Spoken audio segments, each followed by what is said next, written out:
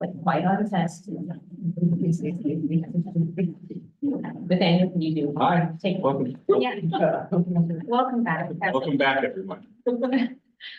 All right, we're recording now. So today we have Articles 14 and 21, and we have a little asterisk by Article 13. If you want to talk a little bit about the financial components of that. And then we will also hear for that will be from HSD, and then HCU will present 4 and 17. We'll do a lunch and caucus and each turn, but that amount of time is what we need. And then come back with presentations. And then today we're ending a little early because we have another group of people coming in here. They and I will be part of that for calendar committee. And so we'll get our next schedule for the 10th. Agenda sign.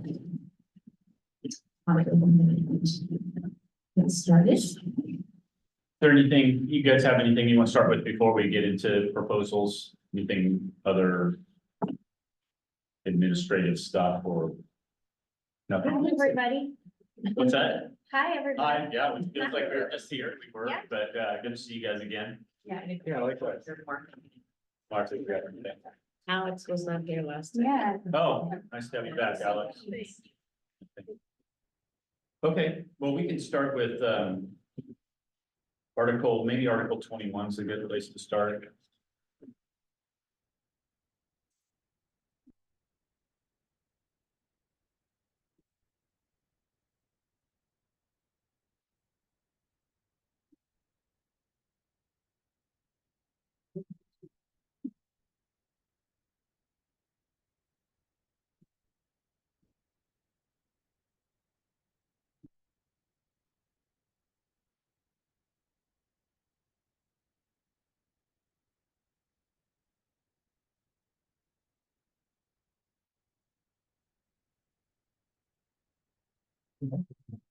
Coming around.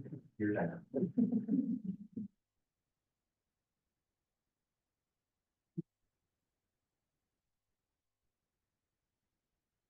All right, looks like it's finally made its long trip around.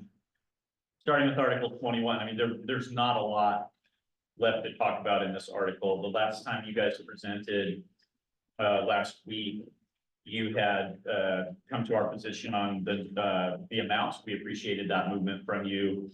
I think we feel good about the improvements to this article.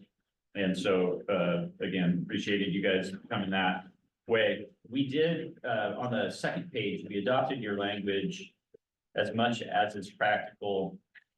The district shall schedule required training during employees' work hours. So that now we are in agreement. The piece that we did was to eliminate the, if applicable, overtime. I think we talked last time about, well, if we've got a 5-hour employee or a 6-hour employee and they're staying 2 hours for a training. We believe that should be straight rate because currently in that same scenario, if we have somebody working beyond their shift, they would only be paid straight rate. They wouldn't go into overtime. And so for us, training arguably is less arduous than even performing your actual job. So it seemed odd to get time and a half for kind of a received training scenario when people were only getting straight time for doing their complete job scenario. So obviously if it took somebody into over 40 hours a week, it would be overtime rate. And so that may be the majority of situations. I don't know. But in the event we're talking 5.5 or 6-hour employee and they were staying for 2 hours, it would be straight rate then.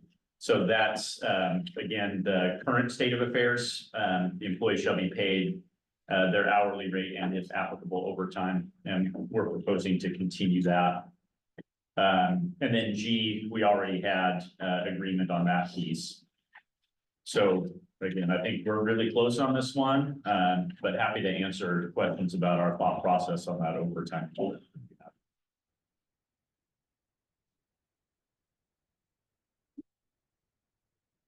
No, I think that's very clear. Do you have any questions?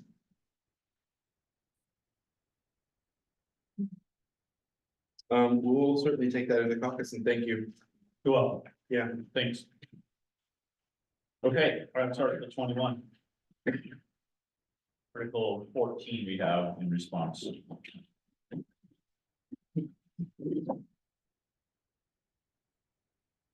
Oh, thanks. Well, my, beverage request. Thank you, sir. That's your official one. How we requisitions and. The couch. We'd like to replace.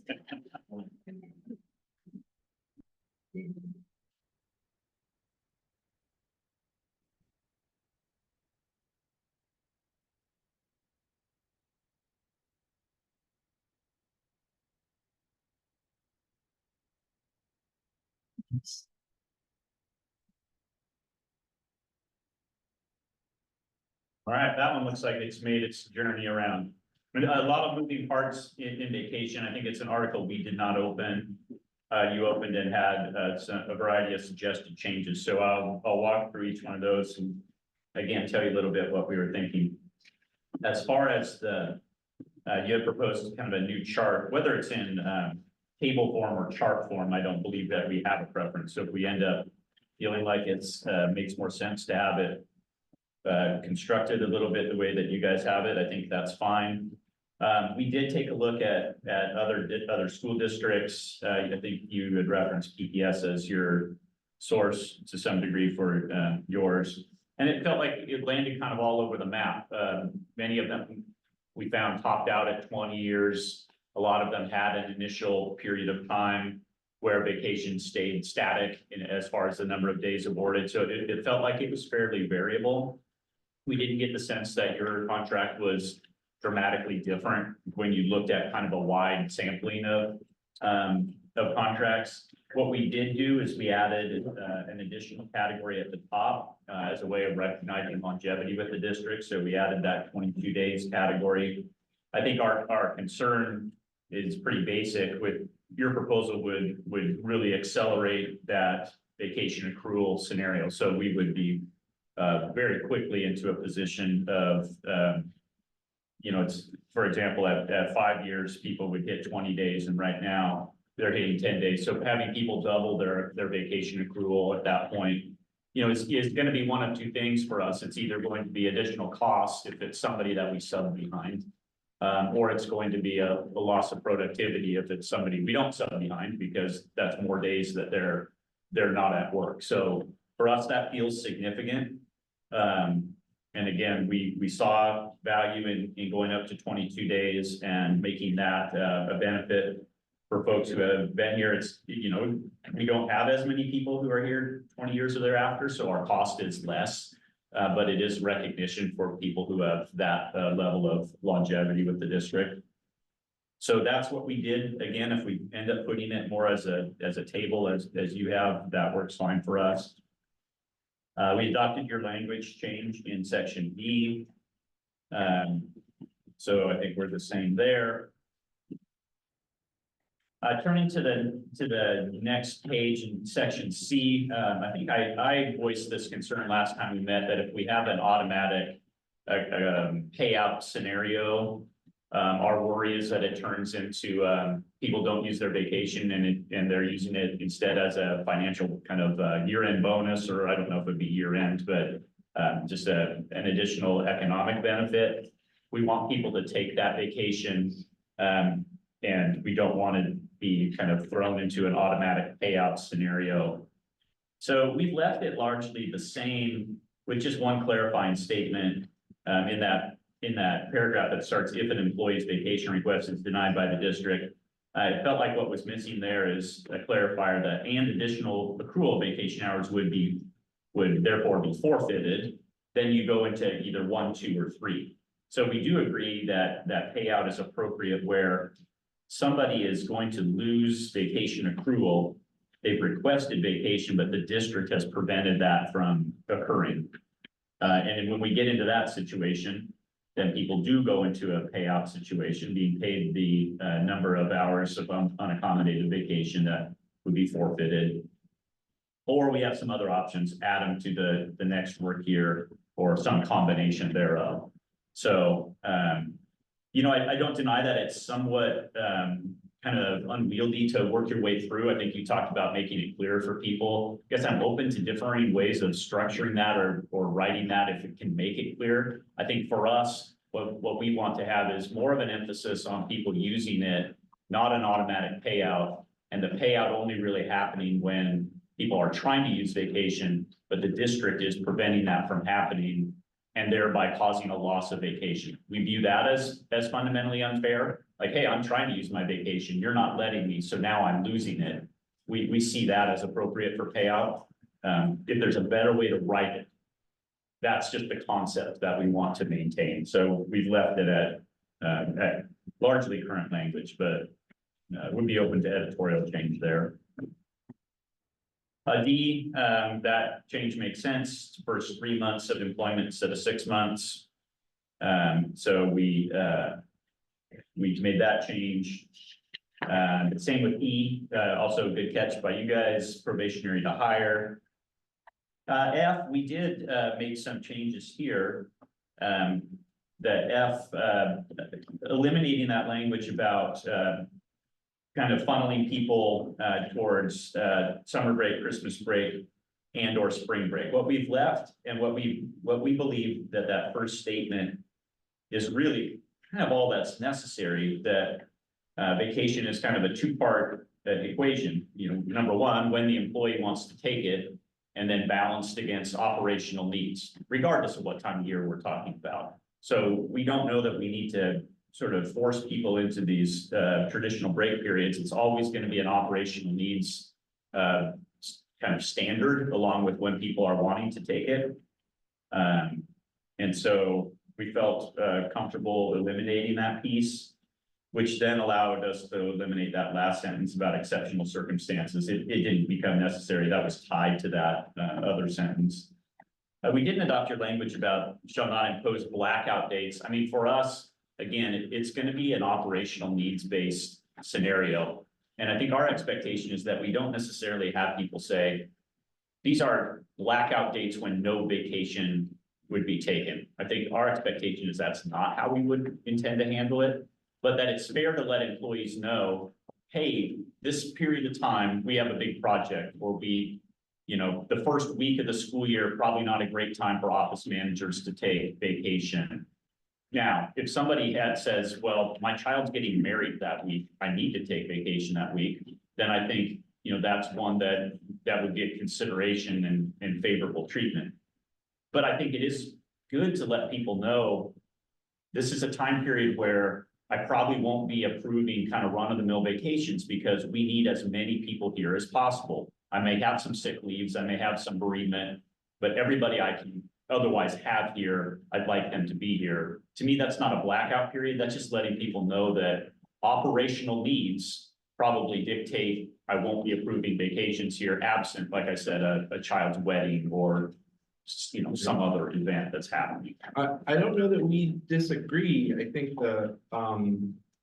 the illustration of a department to say these dates are gray out dates, or this is kind of an all hands on deck period, but Yeah. if you have a request like that, your kid's getting married. I think the experience of our members is that there are kind of spoken blackout dates. And these are dates where, like, don't even give me a vacation request. I don't care necessarily that your child is getting married. And that was really the problem, I think, for us. I do hear that. I think what we were wary of is if we have a supervisor saying, just as a heads up, absent exceptional circumstances, I probably won't be approving vacation during this time period. We didn't want then for your group to say, hey, isn't that a blackout period? And our contract now says no blackout periods. So we didn't want to end up in that space. But our intent is to apply it in the way that I was just talking about, like letting people know operationally, we need everybody here. Again, you can submit a vacation request, and if it's a once in a lifetime thing or some exceptional deal, then that's going to get due consideration. We talked about that in August, and Wendy, I think you were talking about kind of how you do this. Yeah, we were just saying, like, sometimes there's like a due date of a certain report, and so we have to have everybody on there, but that doesn't mean that during that time, if there was some exception, we would look at it, but we want people to know, like, hey, this report is due on this date, so we kind of need everybody here for that, and those are pretty, like, the year is pretty laid out, so we just want to give people that heads up so that they know about it. That makes some Make that sense. Plan accordingly. I'm hearing that you don't want to prohibit any members at any time from putting in vacation requests. No, Okay, that's good to hear. From an employee perspective, what kind of controls are there on how often or how much time you can black out or block off from their vacation? Because if there are these like operational concerns, how much time is of operational concern? Like I could say operationally, there are like 6 months of the year that we really need you all hands on deck. Because kids are in the building, we have custodial needs. Mhm. And so these 6 months, all hands on deck, right? So I think that is more the concern, is that like, okay, it has to be like a once in a lifetime event because we need all hands on deck. But like, where are the walls and the limits on when you can make that request of all hands on deck? yeah, It can't be weeks or months. It could be, there's a day, there's a project, but it can't be.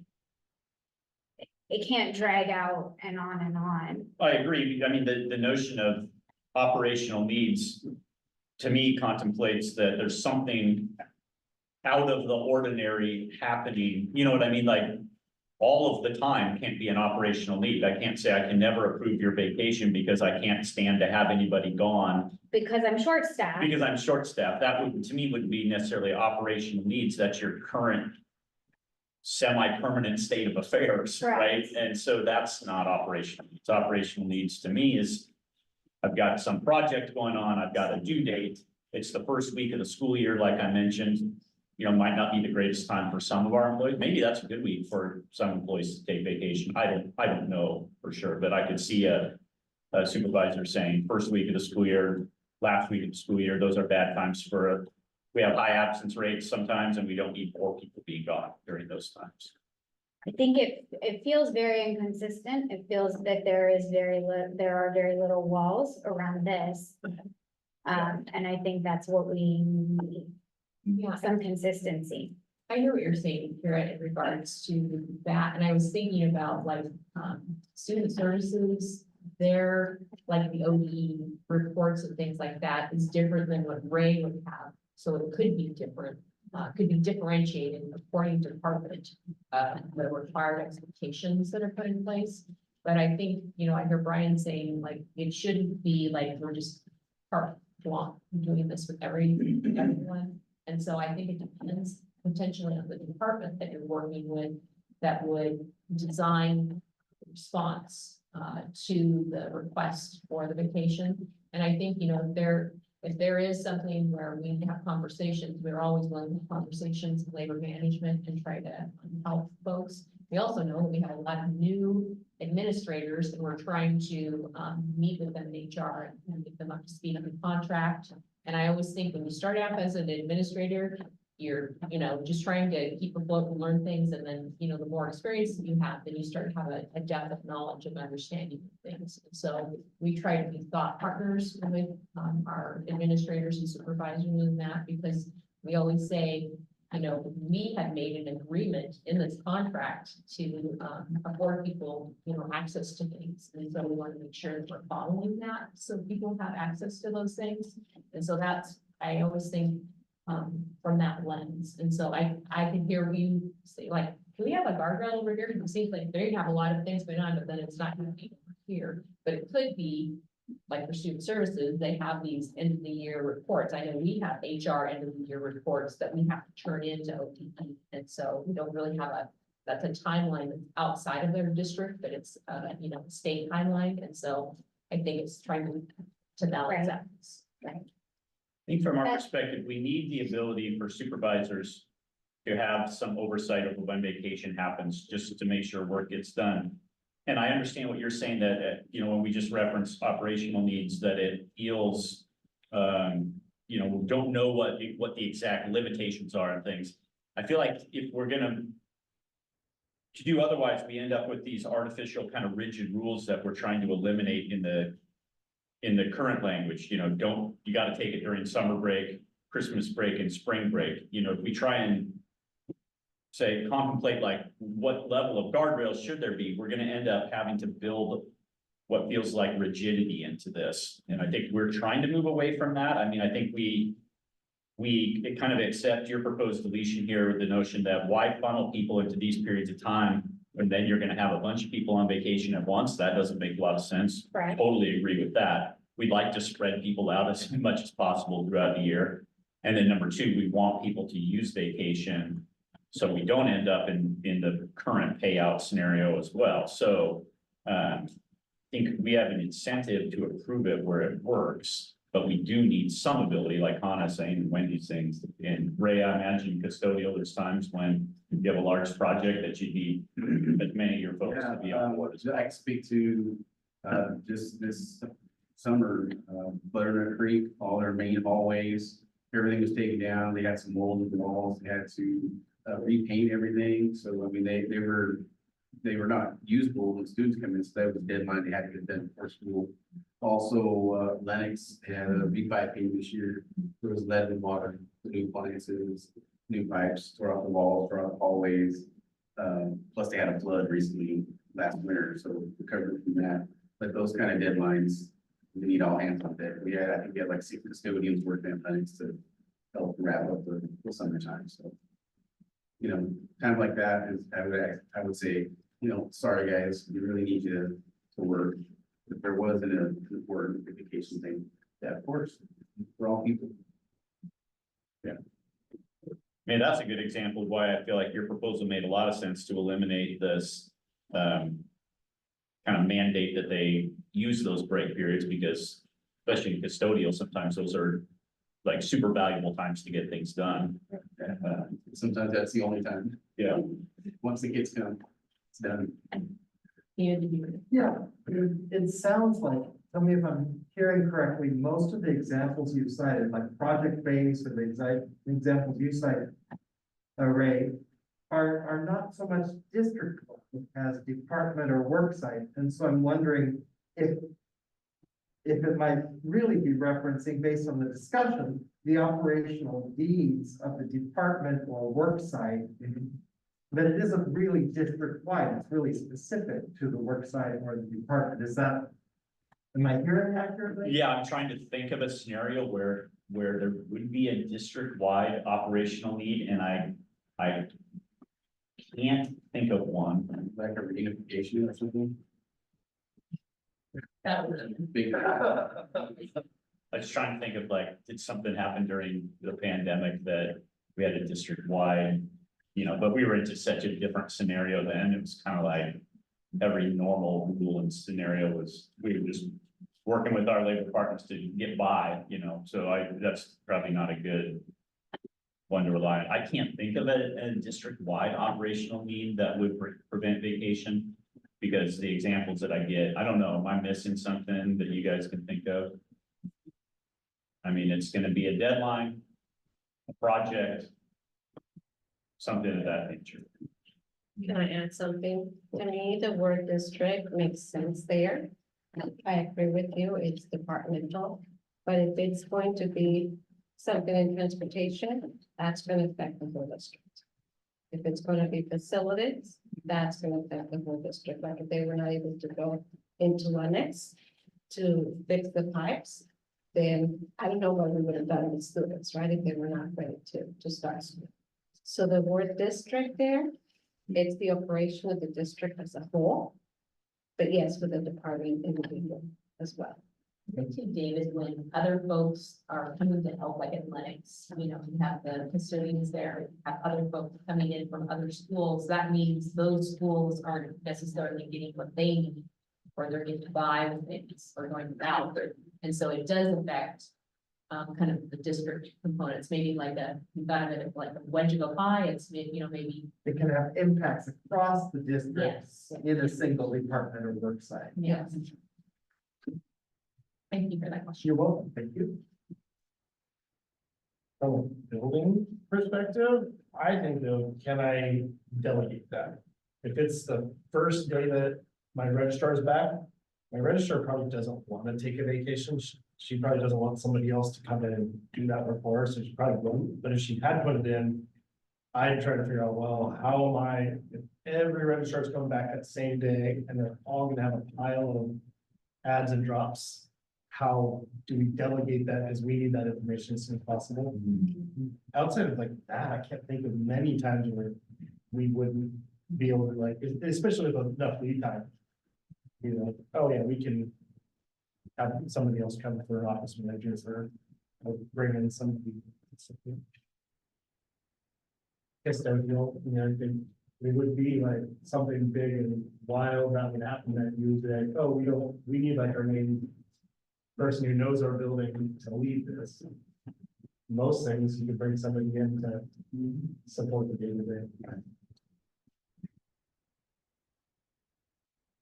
That's the last part of that article where there's the last section, neither of us are proposing to change. So I'm happy to have more conversation on that or answer more questions on that. Yeah, no, I think this conversation was really helpful, and thank you. There is in F, we added the word immediate before supervisor. It looks like you didn't pick it up, maybe it's just, oversight. Yeah, I don't even remember us discussing that. So we'll talk about that in caucus. Okay. Thanks. We've been just overall moving to add the word immediate before supervisor. We think it adds clarity for our members. Yeah. I had some questions about A. We want to go back to A. Yeah, sure. Can you talk about which other contracts you looked at? Michelle probably has that list and then North Platte was on there. Spider Fullerton, North Clackamas, Salem Kaiser, and Beaverton. Okay, We just happen to have we had that information just in front of us at that last Yeah, it was session. actually part of a component of the wage study that we had done. So they collected that information for us as well, and we had that. yeah, one of the reasons that we chose Portland Public, and Beaverton is currently also negotiating their contract. One of the reasons that we chose Portland Public is because their contract was recently settled. And, you know, your team has expressed a desire to be competitive about, recruitment and retention, and vacation policy is one thing that makes our district potentially competitive. I've had colleagues who have left our district and expressed like, I can get way more vacation, like a lot more vacation in another district or with another employer, like immediately. And, you know, Beaverton does have a better, I'm looking at their vacation policy right now. It's right now, significantly better than ours. So if, you know, might be worth looking at that. But our intention is not to match what they currently have because they're gonna negotiate something better. We know that they're at the bargaining table right now. Our intention would be to match what PPS has so that we don't lose our employees to PPS. Because if I'm an employee looking at PPS going, wow, they have something way better than what we have. What is keeping me here when I could go to Portland Public and get what we just proposed to you, right? Sure. I could go and get double my vacation at Portland Public. And so, you know, I'm curious to hear your thoughts about that. I mean, this is really, you know, There isn't, really no, not, I mean, there's no competition here between our surrounding districts. I mean, this is significantly less than our competitors, so. How do you mean, like in what respect? Because, and you say double, PBS doesn't give 40 days of vacation, so they don't literally give double the amount of vacation. Oh, so for me personally, I'll just say for me personally, I'm a 6-year employee. So if I were to go to Portland, I could, as a 6-year employee, have double. It's the rate at which or how fast. Yeah, you how get fast to you're that. accruing it, yeah. Yeah. And as you said, we don't have a lot of employees who are staying at HSD to get to 20 days. We have a lot of people who are, I mean, it takes a long time to accrue this kind of vacation. Whereas other districts are giving it out much more quickly. And it's a huge benefit of working in another district. Sure. That you can get that time much more quickly. Beaverton is at 1 year, but less than 5 years, 10 days, at 5 years, 15 days. So they have the same 0 to 5 setup. They have the same, yeah, but this is their current contract that's currently in place, and they're at the bargaining table. Sure. We're not looking to match something that's immediately gonna become outdated. We're looking to match something that's gonna be a competitive contract because we don't wanna lose our colleagues to our sister district. We wanna retain our colleagues. Yeah, don't disagree with that. So, I mean, we see vacation as one component of employee pay and benefit. I mean, honestly, there's not much we can do if an employee finds, I like this one aspect of a contract in another district, so I'm gonna move to that district. I mean, we can't chase the best of every contract and have a super contract. It's just not feasible for us, you know? So if somebody's gonna leave Portland just on the vacation piece alone, I don't know that there's that much we're gonna be able to do about that. I think we view it being a more holistic look at what's a competitive district and what's a good district to work at. I think there's a lot of things that make Hillsborough a much better district to work at than PPS, you know, and I represent PPS, so.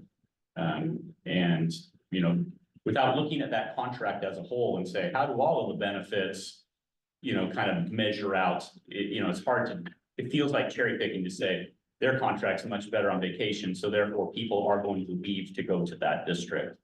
I don't know, somebody might say, I looked at this, the vacation's better over there.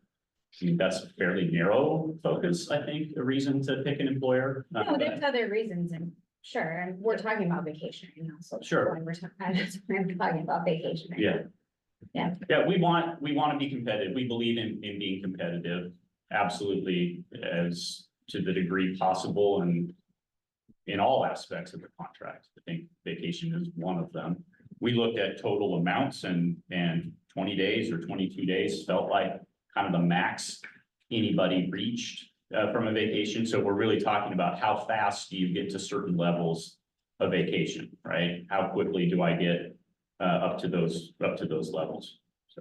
So, Brian, yeah, Brian, I have something to add to that too. And in the proposal that you guys brought forward, we had a few things that you brought at exactly the same time. So it's a pretty significant increase in vacation accrual along with an automatic payout. So those two things coupled together seem like they were coupled together. So it's really great to hear about you talking about retention and competition and those types of things on the vacation side, uncoupled from an automatic payout, because for a lot of people, that would be, again, a driver for and a financial incentive and not to use their vacation. And that makes the impact greater, I think. Yeah, and it was not our intention to craft a proposal that would give our members a bonus fund. We want more vacation for our members because it's healthy for them, makes the work sustainable for them, and allows the district to retain them. So we'll certainly take that into our caucus room and discuss it. And thank you for that, because decoupling those two things makes us get closer to one another. Certainly on the schedule, you've made some movement here, but I think it's safe to say we were hoping for a little bit more movement. So we'll talk about that. And it may be that having bands of, you know, between 6 and 8 years, you move to this next category. It may be there's ways to give people some vacation quicker without then causing a significant trickle down effect throughout. I mean, you guys, I realize you use PPS, but yours was a fairly extreme switch over. You know, you're talking about doubling people's vacation at points on the schedule. That's a big change for us to absorb, right? So, I mean, I think we're open to other ways of looking at this. I think, again, with the coupling of it with the automatic payout, and then with as extreme as that change would have been, were things that were difficult for us.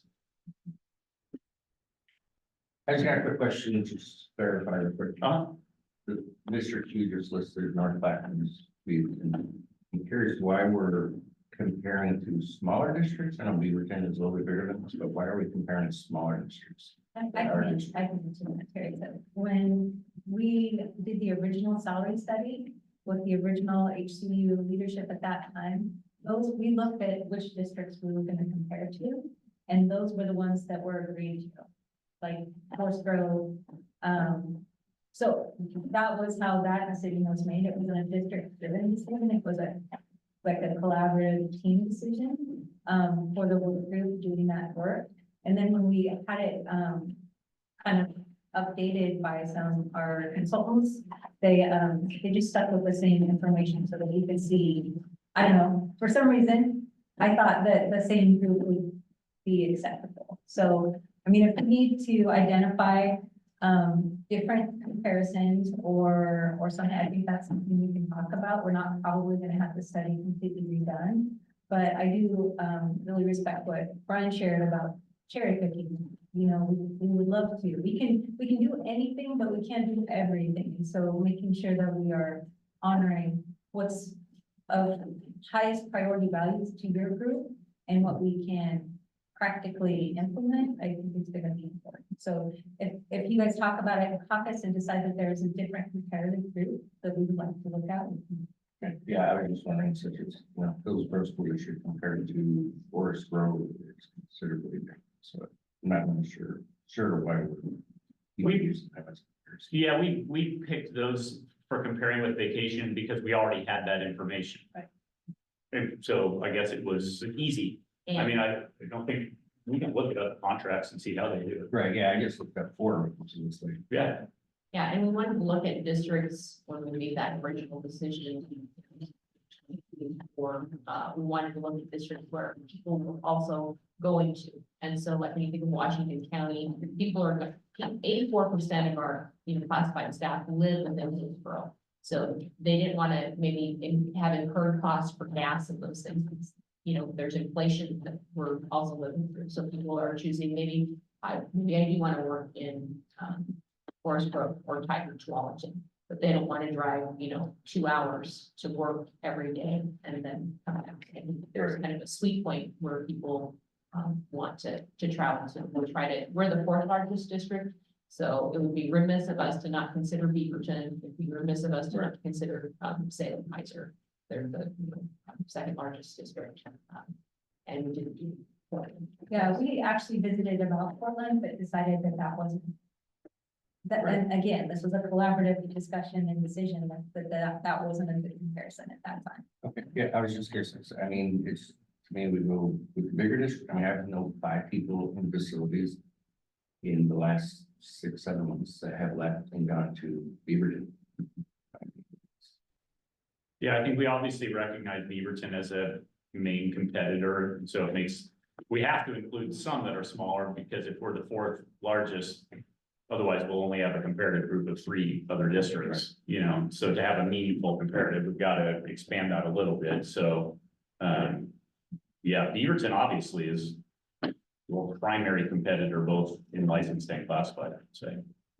All right, thank you. So Again, sorry, Alex, if there are other contracts that have a good way of doing vacation, I think and they're not on that list, I'm happy to look at those. Yeah, great. So question, vacation, this only applies to our 12-month classified employees, correct?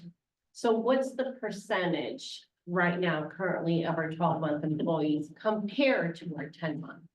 What's the percentage of 12-month employees within I our can't district answer right that. now? I don't know if. I mean, I'm sure our 10-month employees, for example, is probably, 50%.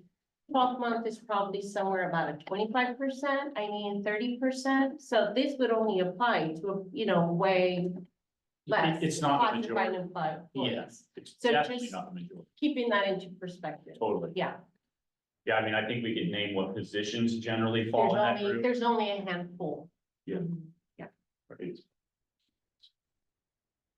I would like to do that. I think a lot of our employees are, 10th month, because the majority of our classified are, are school-based. Mhm. Health and Yeah, we can come back with some better numbers than. No, I thanks, guess, yeah, but, just, just kind of bringing that into perspective when it comes to our vacations, only going to our 12-month employees, not, which is a small amount. Yeah. Yet hardworking as well when it comes to our 10-month employees again, who, again, all of us kind of work around our doctor's appointments and everything already on non-school days, just so we don't have to put that, I should say, burden on our other coworkers to try and get our jobs covered, because it is very hard and difficult. So we already, 10th month employees, I can't imagine 12-month employees already doing that. trying to work around on school days and, holidays to try and get appointments. And a lot of the times you can get appointments during those times because a lot of people are also using these days to, you know, kind of get the care they need. Sure, yeah, we appreciate that. Other questions on this one?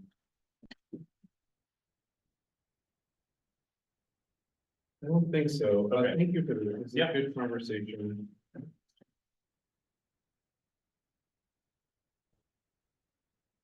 The agenda, you had Article 13 as an asterisk. I think as we look at that proposal, there's only one issue in that proposal, and whether we extended Juneteenth as a paid holiday to that category of employees that I think was it 200 days? Was that what it was? Maybe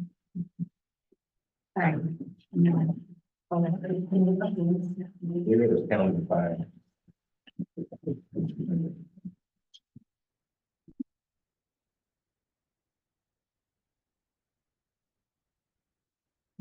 Our proposal has Juneteenth for less than 12-month employees who are still on contract. Yeah, for some reason, I thought we identified who that likely would be, and it was people on a 200-day contract. I don't even. Maybe that was in your caucus room. I don't think it was here, but. Maybe it was in another district that you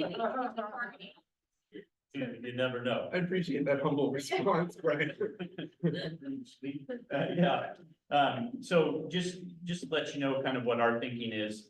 So we calculated, Michelle can help me, as a $73,000 cost. I know we talked about shifting the work year, but I think for us, that's hard to assume will be the case because so much goes into when we start that school year. I mean, a lot more will go into it than this article. Can you start? Can you talk to us about that cost? What exactly is that cost? Is that a subs cost? Like what is that cost? What's the cost of a day of work for that group? Okay, Wasn't that for all 10-month employees?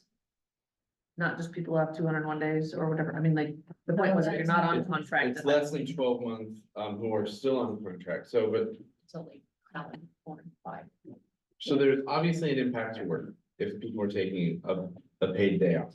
But whether they're paid and working, paid and not working, it's the same amount of money to the district. Is that- I don't think so. Community would see that different. Well, also, Michelle, I mean, if somebody's on let's say it is a 200-day contract, since they use that. They're still gonna have 200 paid days. And instead of Juneteenth being an unpaid day, it would become a paid day, so they would in effect then have a 201 paid days. And that, I don't think we're talking about reducing their work year. In our minds, we're not reducing their work year to have that as a paid day. So that impact is like in the need to add a day to their contract. Correct. So that you're at the same kind of service levels. That's right. Okay, thank you for that clarity. So for us, I mean, I feel like we're kind of getting to a point in the bargain where we're trying to consider any non-de minimis financial outlay as one big pot. I talked about that, when we talked about professional development too. If we went beyond to that level, you guys agreed to stay at the levels, so that became moot. But for us, we're going to be looking at it as part of that overall kind of economic bundle. And I think, Michelle brought this up. We are going to be looking and trying to understand and learn from you kind of where your main priorities lie. I think in any bargain, it's difficult for us to meet all your priorities or get to exactly where you want to be on each piece. So we will be looking for you to prioritize for us. Does this become a high priority item for you? If so, we're more than willing to consider it. But for us, it would have an offset somewhere, or in our thinking anyways, what we can afford in one place will be impacted by that. So we didn't bring a proposal on it only because we don't have a economic proposal from you guys yet, and we need to look at those things in combination. I'd just like to state too, in our conversations around specifically Juneteenth, like, I know it's an economic piece, but it also felt like a value piece, like, as a district, do we value that holiday that is a federally recognized holiday? And it kind of feels to those employees, well, and any employee, that maybe that says something about HSD's value of that holiday. which I don't know. Well, if you want it to say that when surrounding districts do pay their employees for that day as a holiday, they're on contract. Yeah, we definitely have those conversations in our caucus and look around. So to me, the model that I'm most familiar with is it being a non-contract day, except for the 12-month classified folks, because, you know, that would reduce their pay if we made it a non-contract day. So that's the prime model. I know that Forest Grove in their license contract swapped out President's Day, made President's Day a non-contract day and made Juneteenth a paid holiday. So that was, you know, looking more at the value of it than beyond economic value. So that is one way. All of the other holidays you cannot. President's Day is the only one under Oregon law that you could make an unpaid holiday or non-contract day. You can't do that with the others on our list here, except for Martin Luther King birthday. You could, but you know, that wouldn't make much sense to swap out Juneteenth for MLK. So I do hear that. We do talk about value beyond economic value, but you know, we are feeling like we're getting close, hopefully to the end of this bargain where we're going to be trying to put an economic puzzle together. And so unfortunately, we do have to put a cost on things, you know, when we're at this point. We'll find the cost. That's what we brought for you guys today. Thank you. Yeah. Yeah, you ready? Yep.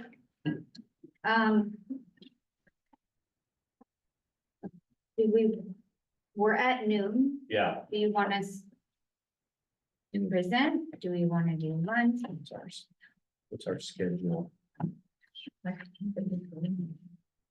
You have, We'll need to go on.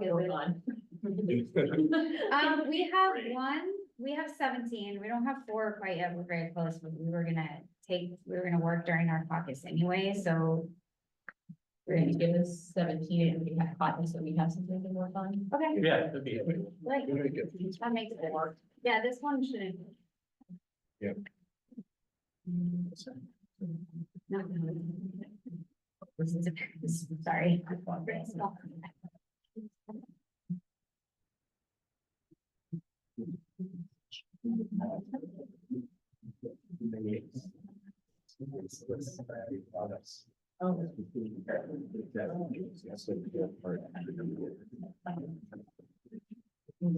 Sure. Yeah, shout out to Jessica for making the copies this morning and discovering the eco staple, which I guess I knew existed, but never used before. Yeah, amazing. Now that we know. You guys are going green. Yeah, well, thanks to Jessica. That's right.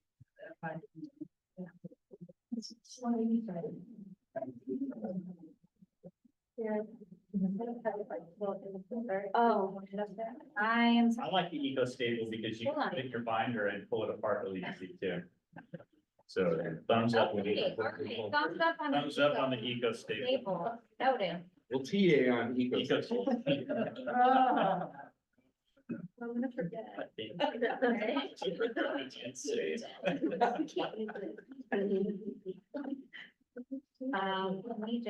I'm just gonna share it with you directly. Ease of.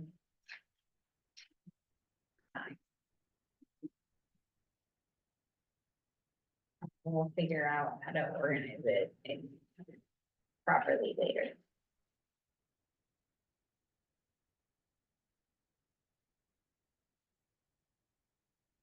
You have it? Go ahead. Okay. Sorry for that. All right, so Article 17. For reduction of hours and layoff. So. Few changes here, and starting in A1B. This isn't necessarily a change to any language, it's just kind of a move of language it was previously down in A3F.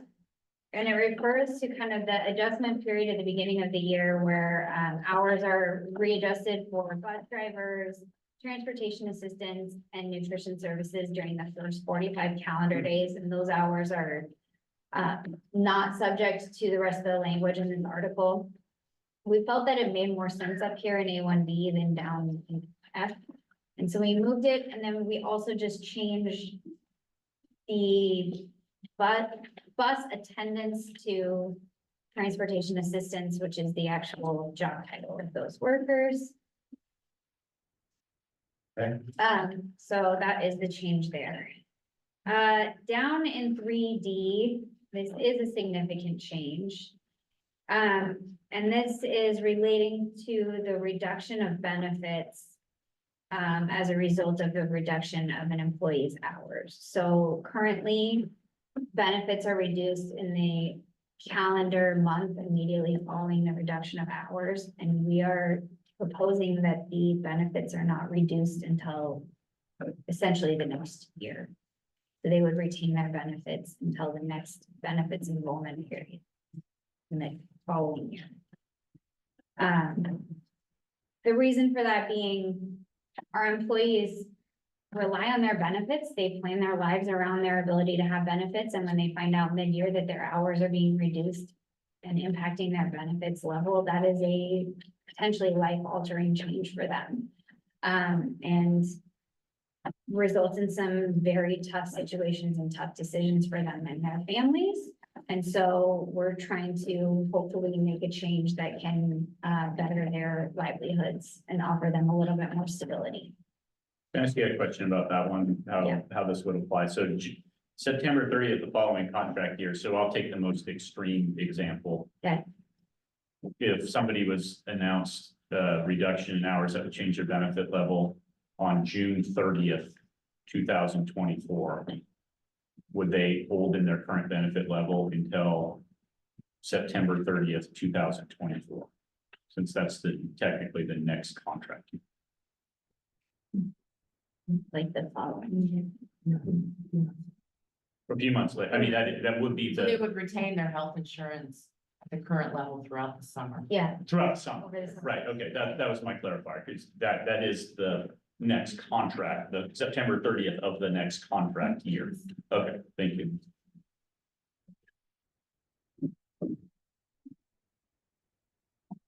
Trying to understand the impact, because I imagine that some of these, if not a lot of them, are announced like at the end of a school year. Like, hey, it's June, and just so everybody knows, next year, we're making this adjustment in hours. Then the way that I would apply this is benefits would recalculate that next October 1st, basically, benefit level. Yeah, I'd like to share an illustration that really struck home with me. Many of our employees, if they have like a surgery and they don't want to miss work, can let the employee, so they schedule it for during the summer. Let's say they schedule it in July or August. And then, but then there's a reduction of hours that say results from them going from 100% of the district contribution to 3/4. And their surgery is scheduled, and with current contract language, suddenly they're on the hook for a substantial amount. They put off the surgery in order to do it during the summer. And now they're on the hook for a substantial more portion because their insurance benefit level will be reduced. And they were planning on that when they scheduled the surgeries. Let's say it was offered and, well, we could do it in the spring. Well, let's wait till the summer, then it won't impact my work. And then if their hours are reduced, their benefit level drops before the surgery and a substantial impact in their lives. I have one comment, not necessarily about changing this information, but just so that everybody knows, when somebody is reduced or proposed to reduce below their current benefit level, the employee has to agree to that ahead of time, and it's signed off on a form. So just so everyone knows that that is part of the process. It's never done arbitrarily. Yes. I mean, they do, yes, they do sign off on it, but you either sign off on, yes, my hours will be reduced, or I resign. I mean, that's the option. I mean, assuming that one of these other things doesn't kick in, right? Okay. It's offered to transfer somewhere unless they want to do those things, or, most of the time it's voluntary by the employee. That's good to hear, thank you. Thank you. Sorry, did you have, sorry. No, I'm just kind of processing this in my mind because it's kind of a sequence of events, right? If you're having this type of a reduction in hours, you have kind of a menu of choices: transfer to an open position, bump a less senior bargaining member occupying the same position in another work site. So then it would be, so I'm just sort of processing out loud how that, how it gets to the point where somebody is having a reduction in benefit levels. Certainly can happen. And I think there's been times in this district where like all employees of a certain category were moved down in hours. Obviously, they wouldn't really then have the ability to bump in a less senior bargaining unit member occupying the same position wouldn't help them on that front because those folks were moved down to the same benefit level as well. So just thinking out loud. Yeah. Thanks. Okay, we got E. And E, we've made a proposal to change language from the district will attempt, if hours that have been previously removed from an employee become available again, we've changed language from the district will attempt to reinstate hours to the district will offer to reinstate hours. Sometimes employees want hours reinstated, sometimes they like their new schedule and don't want those hours reinstated, but they should always be offered to the employee that they were removed from. Okay, under our next change is down and then F we struck out because we moved it up to A and B. B7 is our next change, and this is just a change from working days to work days, which is related to our Article 2 definition, which I know we haven't presented to you yet, but I think that is the current definition in Article 2. That was a teaser. Yeah. Spoiler alert. Yeah. C1 is we just have the language here in C1 of 27 months, which is not, it's not a new timeline. We just wanted to have it here for clarity. And that is for anybody listening online, that is the recall period. If an employee is laid off, they have a right of recall for 27 months if the job becomes available again. Down in C2, the current practice is for recall that an employee will receive a certified return receipt mail at the employee's last known address. 27 months is a really long time. And so if that address is no longer current, we wanted to add email as another potential form of contact because it's possible that that would be a much more rapid way that an employee could be contacted by the district. And more likely that that would still be a current method of contact for someone. Can I ask you a question about that? Yeah, I mean, I'm assuming they have provided a personal email along, because obviously the Yeah. district email wouldn't work anymore. Correct. So if we have a personal email from them, then we would utilize that, right? Yeah, I think you should take that to assume it's last known personal email.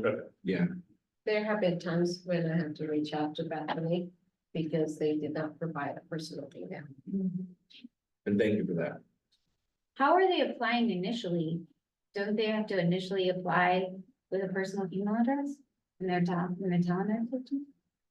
Yeah, there's some older employees that we didn't use that. Oh, gotcha. So if they've been here a while before using it, they might not have it. Gotcha. So yeah, there's Okay. still a few older. Unlikely to be folks who are subject to layoff because they would have seniority. Yeah. That's not possible. Right, Yeah. okay. You can always add that in the employee portal. Anytime. Log in to iVision, update your info. I swear to God. And then down in, so yeah, just two options, both the snail mail and the email. And then down in 3A, we've added just like a little bit longer timeline, 14 calendar days of receiving the certified mail. 7 days is just a really short timeline. We think it will be more rapid if I mean, email is quick. We're hoping people will respond to those emails quickly if it's a job offer. But the certified mail, yeah.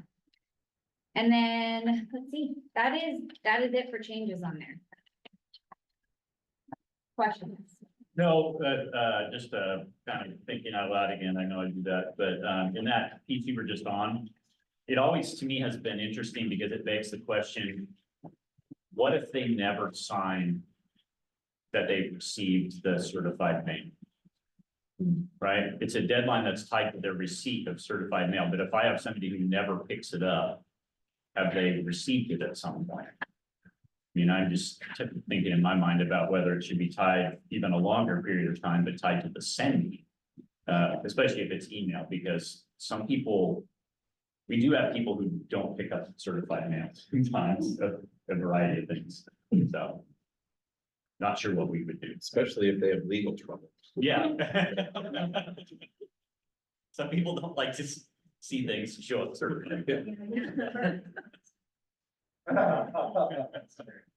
And you're proposing to, divide number 3 into A and B. So,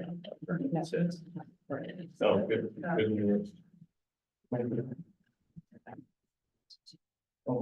I believe that's right. Let me take a look at the. Well, Oh, was that not there before? It was a whole paragraph. yeah, we Oh, displayed that yeah. out in the 3A. Sorry, That is correct. We're kind of taking every opportunity we can to yes. make it easier. to David find wasn't things. there when we worked on this, and David is usually the one that helps me with my formatting, format. so that's, yep, I can't do it without it. no. Okay, thank you for that. Yeah, thank you. Anybody on our team have questions?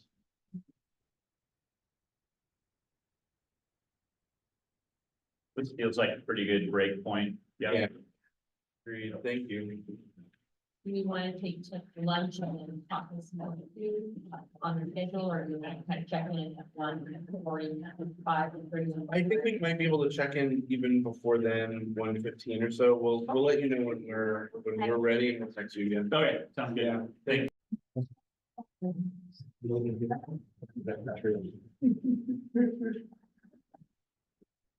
Welcome back. Yeah, you too. Thanks. Awesome. Where are we starting? Yeah, what's happening? Oh, is it us? Yes. Oh, we're prepared, we're ready. Yep. Let's go, you're gonna do it. Let's do this. You're gonna do it. Oh, great. What article are you passing? around? We're We're passing passing forward. our. Article 4, thanks. Find our article. Eco-stable.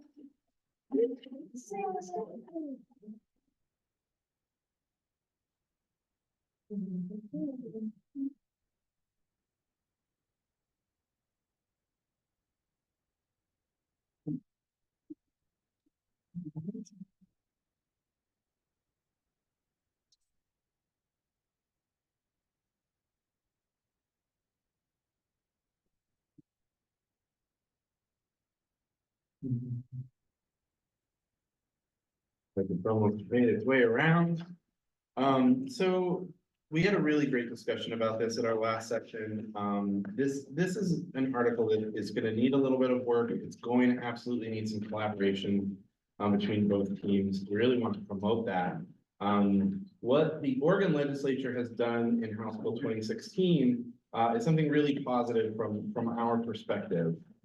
We have a duty of fair representation to all of our members. When our members have representational needs, whether that be that they're going through the disciplinary process, an investigation, or several other things, they will be seeking our representational duties, and we have a duty to provide that. What we believe the Oregon legislature has done with House Bill 2016 is essentially say that public employers are on the hook to pay for that representational need. Now, we as a union and as its leaders don't have a lot of control over the size of that representational need. It's worth saying that you and your managers, your supervisors on the ground actually have more control over it than we do.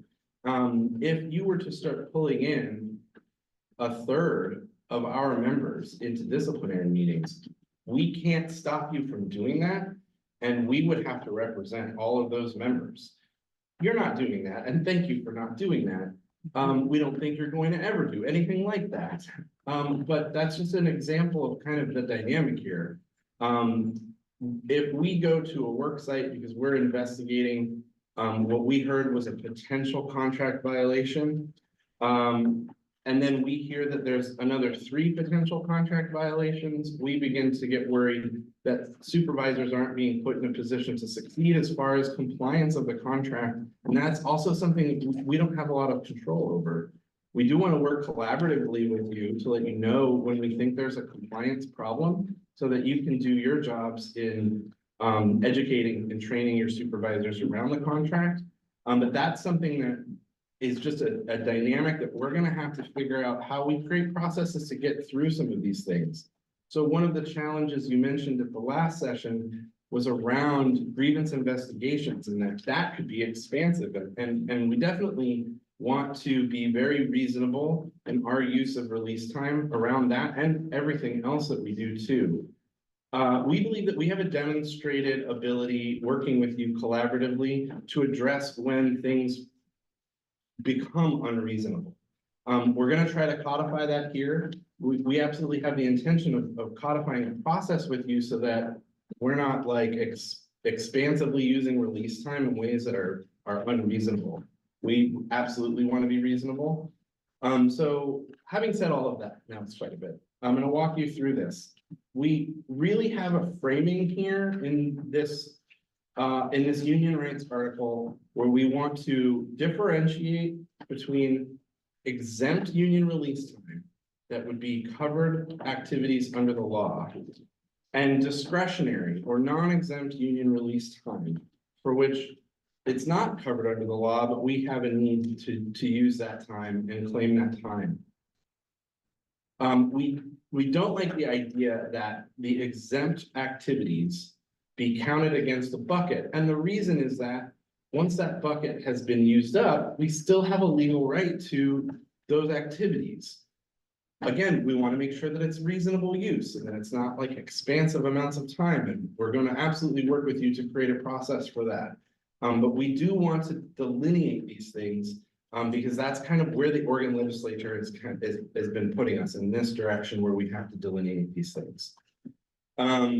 So in A, we're in agreement on the use of facilities and equipment. B and C are unchanged. D is unchanged. E is where the big chunk of this work has to happen. We're going back to our framing in our original proposal. We've made some changes. And we've added the words exempt activities in E1. We don't think that changes our proposal. But that it adds some clarity there. All through H, those are all the activities as illustrated in House Bill 2016. We've added 2. If the district deems the use of exempt release time to exceed a reasonable standard, the district will contact the union and work to come to a mutually agreed upon solution. If there's something else that you need in a process here, we're totally open to having that conversation and how that goes and what you want that process to look like.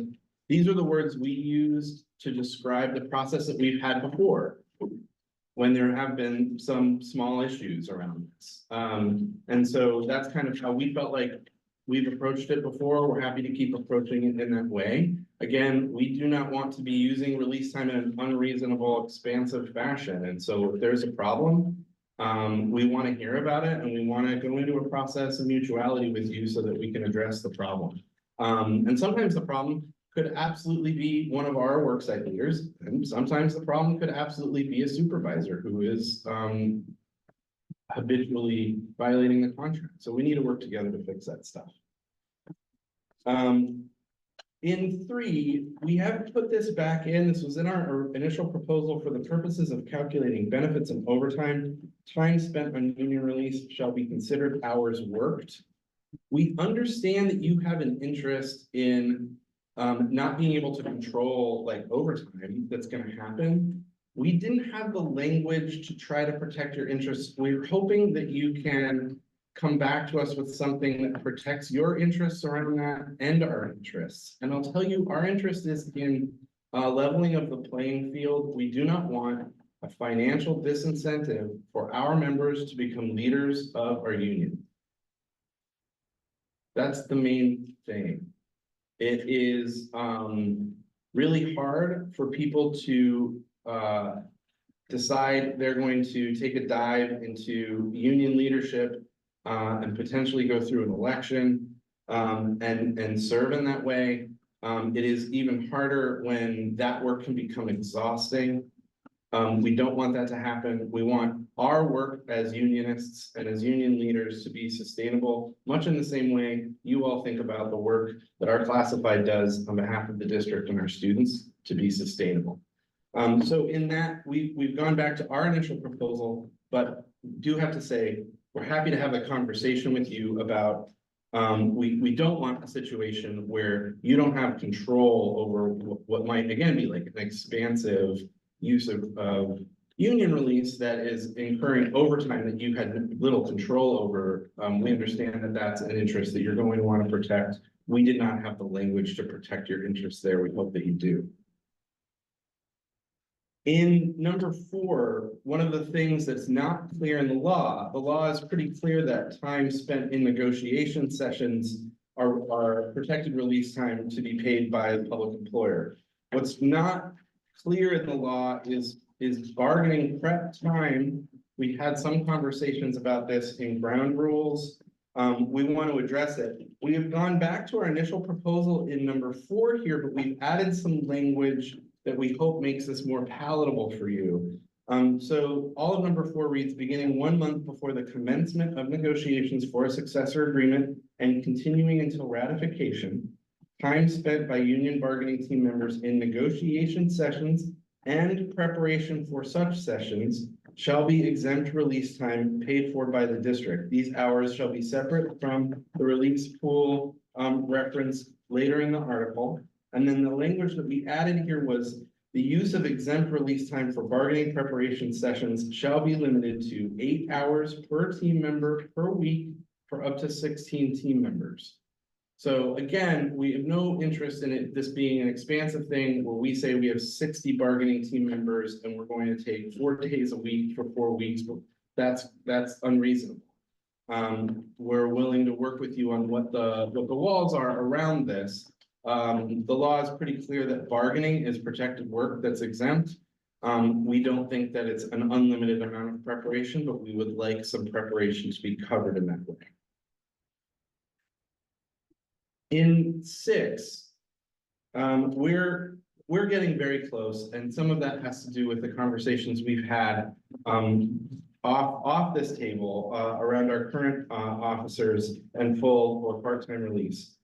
It needs to be said that the limitation of 3 years we feel is an unnecessary interference of the district into union business. That is a limitation that we're having a really hard time swallowing at all.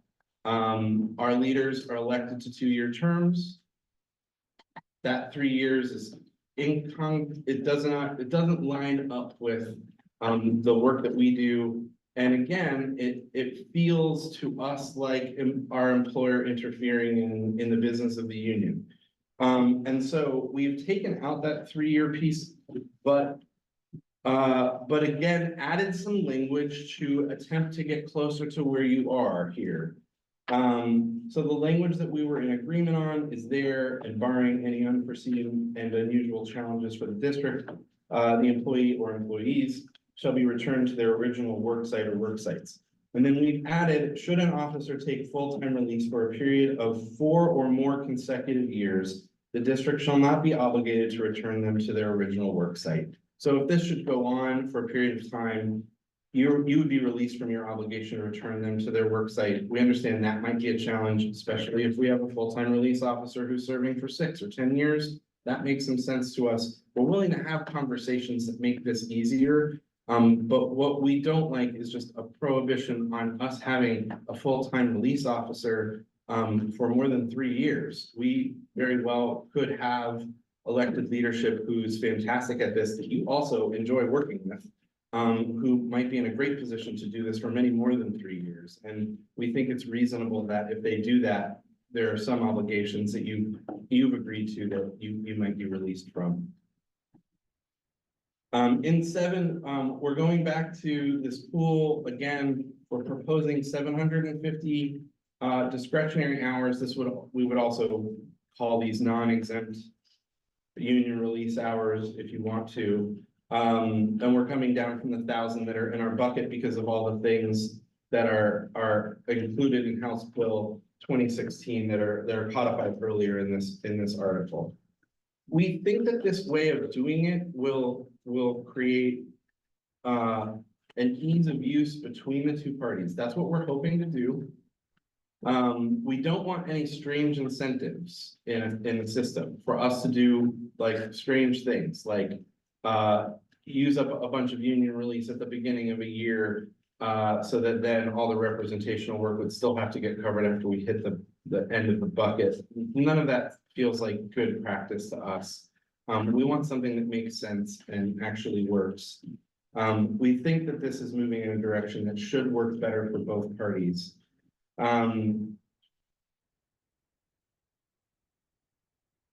You can see we've struck out, we left the entirety of E release time struck out from the status quo of the contract.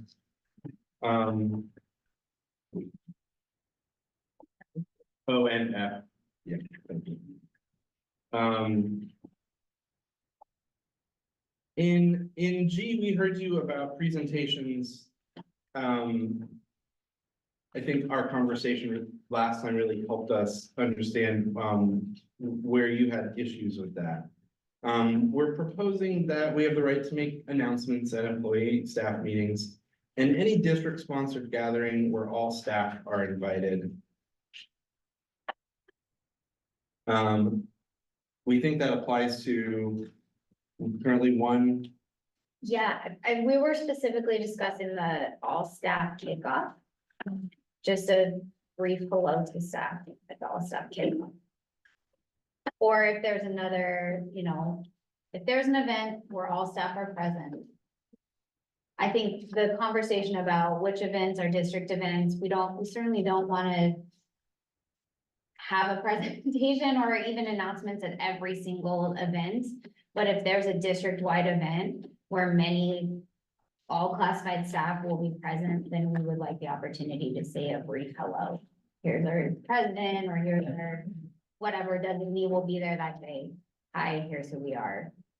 And the time that we discussed, 5 minutes, very reasonable. Or, At the discretion of the superintendent. Since usually the kickoff connects with that individual. It's also thinking of the HS, part of the HSD. Because already have a. Yeah. We are. Part of the HSD. Saturday.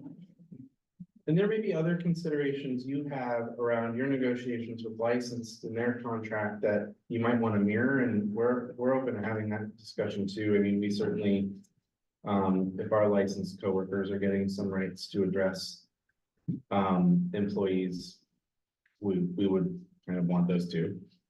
Yeah, I think our discussions with them have been pretty well focused on that all staff kickoff, that welcome back to event. Welcome back to them.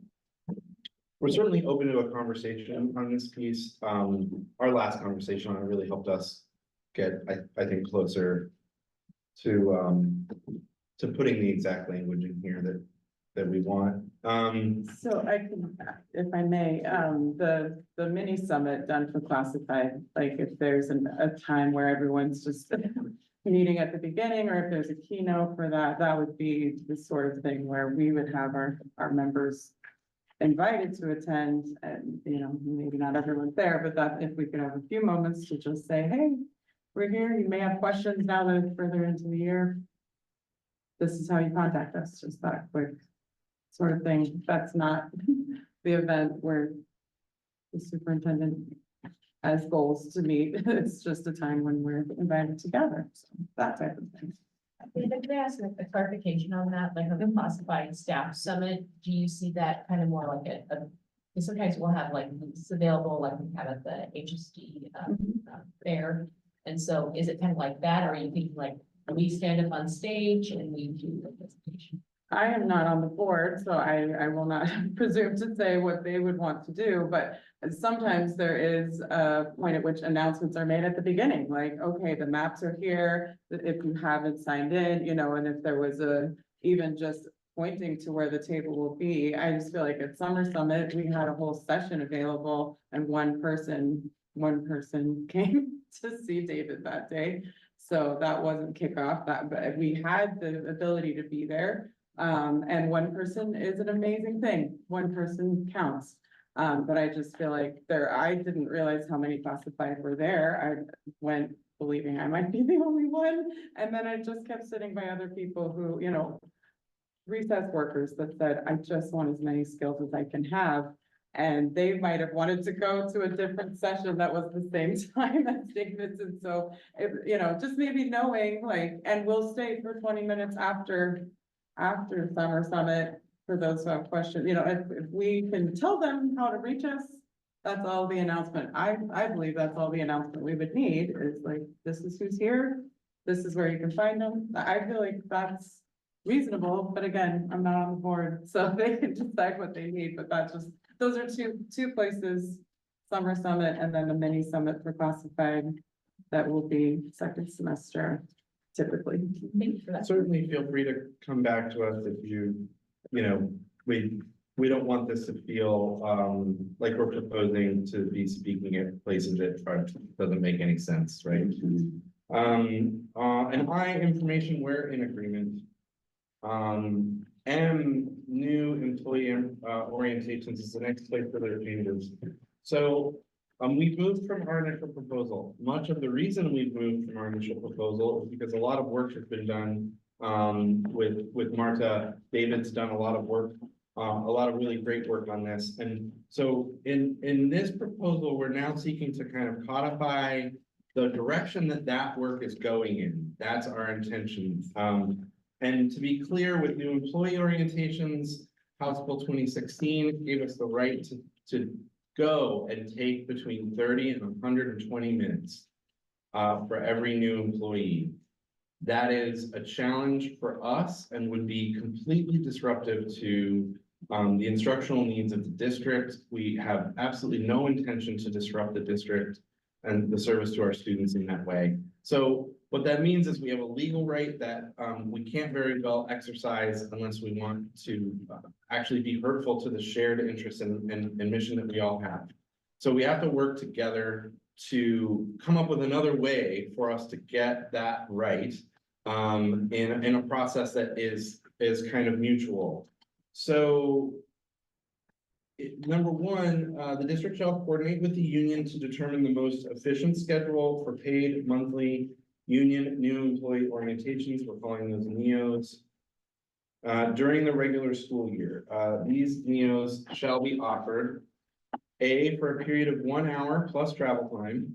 That is less than what is offered in the law, but is sufficient absolutely for us to do these orientations. B, at a mutually agreed upon location. C, during daytime work hours, we generally want them, you know, during most people's work. D, on extended contract or flex time for employees whose regular shift does not coincide with the hours in which the NEOs are offered. And 2, new employees may attend one paid NEO within the first 90 days after their hire date. Or in B, if hired in April, May, June, or during the summer, one paid NEO within the next 3 available NEOs offered after their hire date. 3, new employees will coordinate with their immediate supervisor to attend a NEO They will be provided adequate paid time to A, travel from their work site to the location of the NEO, B, participate in the 1 hour NEO, and C, return to their work site.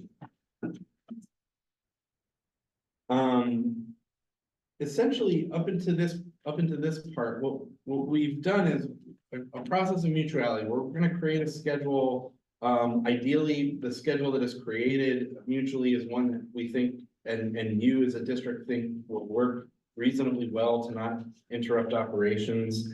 So it should not be difficult for people to be able to go and take that time. We're working together on this.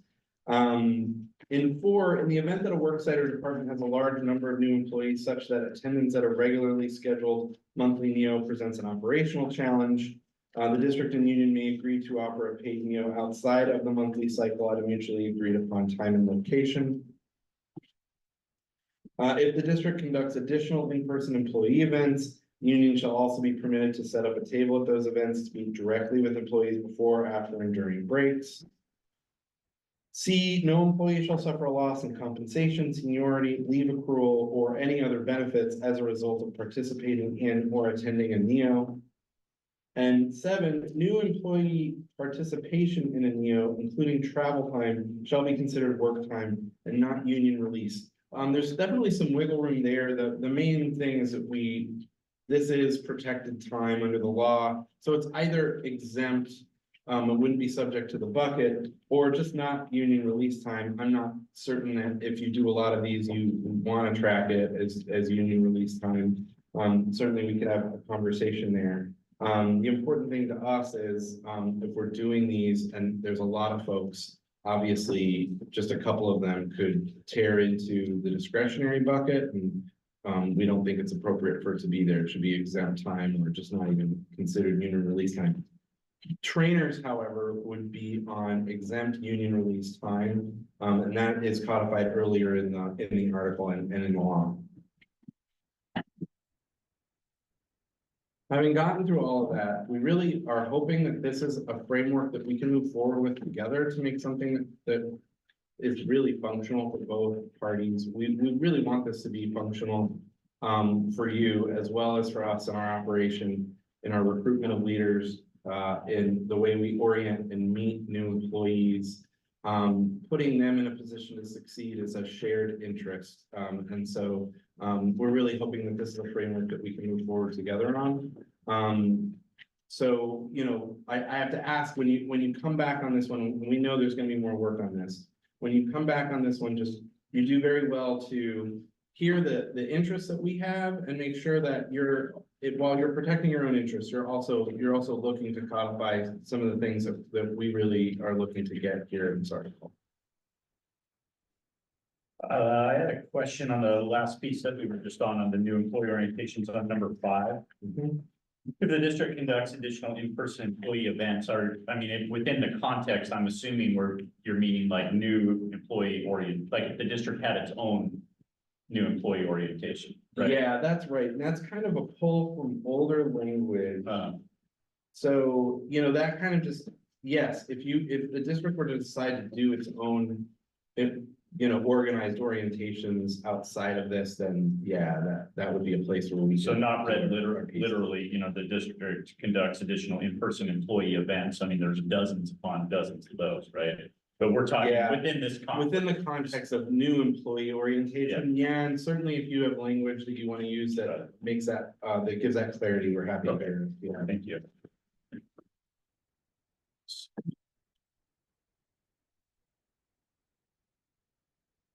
I think I had other questions. You were answering them as we went along. No, I just want to thank David and Kiara for coming up with this. I also want to say that this was in looking for the best interest for our staff members. And at the same time, it's new. So we talked about checking in December and see how it's going. So that's why I want to go ahead and talk to my team about it and see what sounds good and what we need to rework. Got it. Yeah, we appreciate that. In our discussions, some part of the law obviously is 30 to 120 minutes on a new employee orientation. we're agreeing to an hour here and we have no idea if we're gonna do we haven't done these yet together, right? So we definitely, like, if we have one that's 90 people, we could imagine an hour actually being really challenging to get through it, but we're willing to go with this as a framework, right? And then if we have to make changes in the future, we're pretty confident that we'll be able to do that with you in mutuality and make it make sense. Yeah, and that was the reason why in the previous proposal that we just had a general, because we're excited about this and we don't know what it's gonna look like. So we had it in general like that as for the one. Other questions from the district folks? I don't have any either. Thanks for walking us through that. Absolutely, thank you. Understand from your description. And obviously we'll talk about all the interests that you've expressed in coming up with the counter proposal. I would echo that. I think that you guys have a very positive labor management relationship compared to many districts. So I think this is just sort of tuning how the contract reflects that. Yeah, we agree.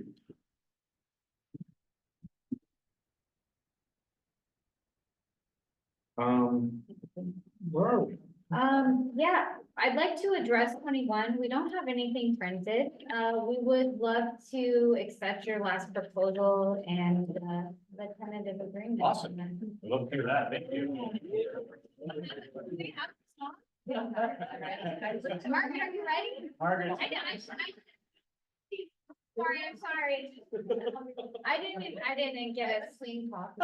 Do we have one? I got one over here. Okay, all right. Finally.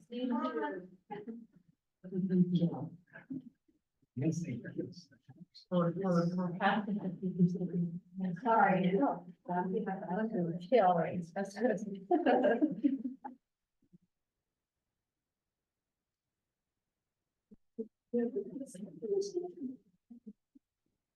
Okay, hold on, I'm so sorry. I think you never thought.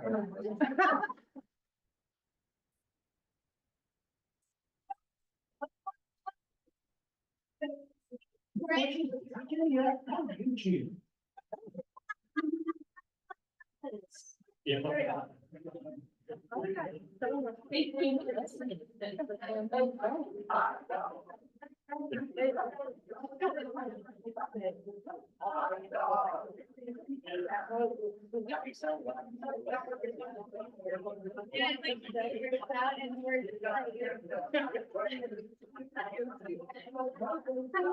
Problem solved.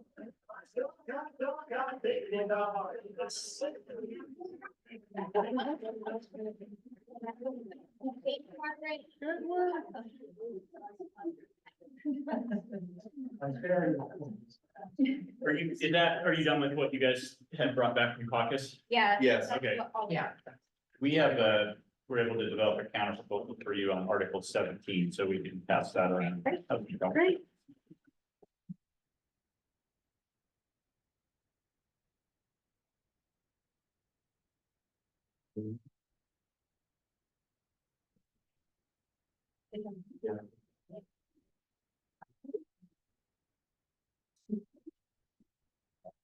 Just let me know when you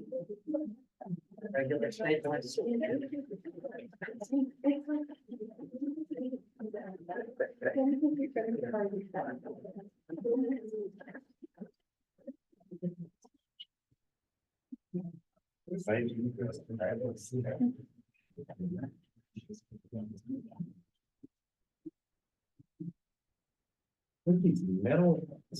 Yeah, I know, we're stuck in the dark ages. Our metal staple. Yeah. Man. Oh. Okay. We didn't open this one, so this is just a response to yours, and I'm referring back to the one you gave us earlier today. Oh, this one. 40 PM. Okay. A1B, that's your language as proposed. A3, we had a district initiated reduction of hours that as the trigger for and that's what we believe this has always applied to, but we do get requests from people to reduce their hours. We don't think that that would then trigger like bumping rights of other employees and things like that. Though we think that's a clarification, but as we talked about it, we kind of started saying like, hey, what we're talking about here is when people weren't the ones who wanted this, right? And so we were just, it didn't seem like it was super clear. Our proposal is, the district's insurance contribution would not change until the end of the 3rd calendar month. We think that would cover, like, if anybody had a change, the school year employee had a change at the end of their work year, they'd be covered until the next insurance year started for people. And we view mid-year changes or reductions in hours that impact benefit level as being exceedingly rare. We were trying to think of when they might happen. And we're having a hard time coming up with those. We think they happen most often at the end of a school year. So we view ours here as largely matching yours, because in that case, it would be through September 30th as you proposed. We were just trying to account for the time where if something might happen in October, we felt like 3 months was a fair compromise rather than the duration of that year. So that's the change there. On the next page, that subsection, in E, we left will attempt. Here's why. It's not a very well-written section, I don't think, as is. So here we're talking about where somebody has had a reduction in hours and whether when new hours come back, whether they can be returned to that person. So we were thinking of a scenario where you might have 2 EAs in the building and they each lost an hour. And then the district opened or was creating a new half-time EA position in the same building. Those would be new hours, but you couldn't return those hours to those employees because they might be happening at the exact same time those employees are already working. And so we think that we'll attempt to reflect that if it can literally be done, those hours will be returned. But if they don't match up with the person's schedule, then the district would attempt to, but not be able to. So that's why we retained current language rather than your offer to. The strikeout F that went along with the change or addition to A1E. Keep going, yeah, flip to the next page. Number 7, you just had an editorial change there to work days. We've accepted that. The addition in C1 to 27 months. We've accepted that. In C2, we added as well as we added personal email if provided. Feel like that's what we talked about in the conversation when you were presenting that.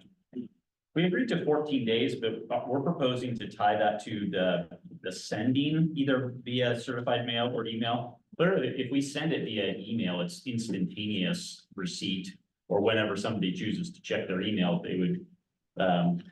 It is a weird deadline right now because, again, as I brought up earlier, we sometimes send things certified mail and nobody picks it up. So does that mean our timeline never starts? I don't know. So we view that as maybe a helpful cleanup, but then we send it via email and you have 14 days, you receive it almost instantly. That should give somebody that full 14 days. And obviously in this type of scenario, time is of the essence because we have somebody else on the recall list potentially that's waiting around, waiting for you to make a choice. So we don't want it to drag on indefinitely, right? So that one, that's it. Are there any questions?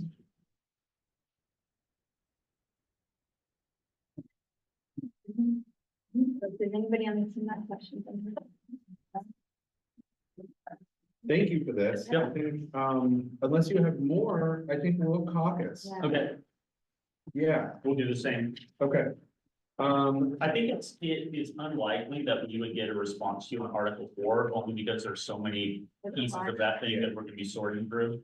So, I think that's true for us on 14 as well. We have some discussions we have to have and some of the some of our members that we want to have discussions on that are not actually even present today. So let's hope that we can come back at, I want to say 3:15. Okay, Gives us about half an hour. okay, Okay, thanks. great.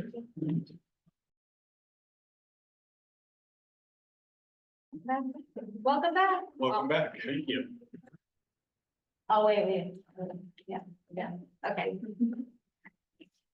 Is it us? Yeah. Okay, great. I know what I'm doing. Thank you for your proposal on Article 17. We would love to TA this. We just had a couple like little tiny grammatical. Okay, let's hear it. All in there. There and was a a, yeah, a hyphen and a colon, All right. which we think you'll agree to. So we'll. They're friendly amendments. Yeah, friendly amendments, and then, yeah, we'd love to see that, so I'm gonna Great. hand this one, we have a clean copy here, I'm gonna hand it. Oh, I have Oh, you have your own, you were prepared. Margaret's ready. Did you like it?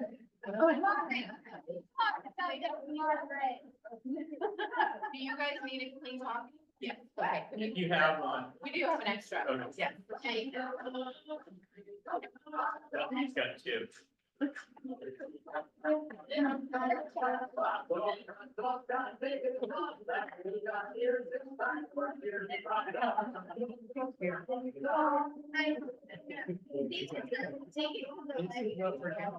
Short audience member, we play this every time that we reach a tentative agreement, we've solved a problem. Oh.